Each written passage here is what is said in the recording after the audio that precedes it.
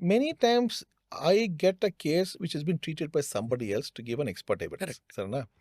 So the biggest complaint everybody has is I'm not the treating doctor.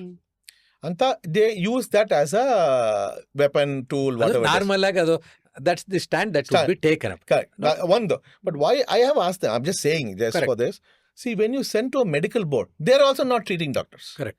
So there can't be any difference from one non-treating doctor to another. That's only one comment. Alva, sir? ಅಲ್ಲ ಉದಾಹರಣೆಗೆ let us assume that a patient who is treated by a neurosurgeon in Shumaga, whether it's government hospital or a private hospital, ಅವನು ಇಲ್ಲೆಲ್ಲೋ claim petition ಹಾಕಿದ್ದಾನೆ ಅಂತ ಇಟ್ಕೊಳ್ಳೋಣ ಬೆಂಗಳೂರಿನಲ್ಲಿ. ಅವನಲ್ಲೇ ಡಾಕ್ಟರ್ನ ಕರ್ಸಕ್ಕಾಗಲ್ಲ, ಅಥವಾ ಆ ಡಾಕ್ಟರ್ ಇಲ್ವೋ ಬೇರೆ ಕಡೆ ಹೋಗಿದ್ದಾರೋ, ಬೇರೆ ಊರಿಗೆ ಹೋಗಿದ್ದಾರೋ, ಏನೋ ಆಗಿರ್ಬೋದಲ್ಲ.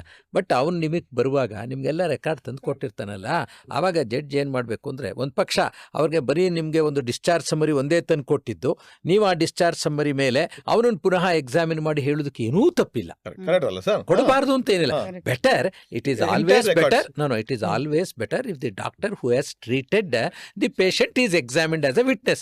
If it is not available, suppose ಬೇಕು ಅಂತಾನೆ ಅವ್ರನ್ನ ಎಕ್ಸಾಮಿನ್ ಮಾಡ್ತಾ ಇಲ್ಲ, ಹಿ ಹ್ಯಾಸ್ ವಿಥೆಲ್ಡ್ ಅಂದರೆ ಆಗ he is withholding the best evidence ಅಂತ ಅನ್ನೋದಕ್ಕೆ ಅವಕಾಶ ಇರುತ್ತೆ. ಆದರೆ here is a case, here is a doctor as an expert, he is coming before the court on the basis of the materials already placed on record before him, he is giving evidence. ಆಮೇಲೆ if the case sheet is required which contains all the details, ಕೊಟ್ಟು ತರಿಸ್ಕೊಳ್ಬೋದು. At any time it can brought, ಅವರೇ ತರಿಸ್ಕೊಟ್ಟು ಒಂದು application ಹಾಕ್ಬೋದು. Or nothing comes. ಯಾಕೆಂದರೆ just compensation ಕೊಡುವಾಗ ಇವರೇ court has an obligation to get all the records.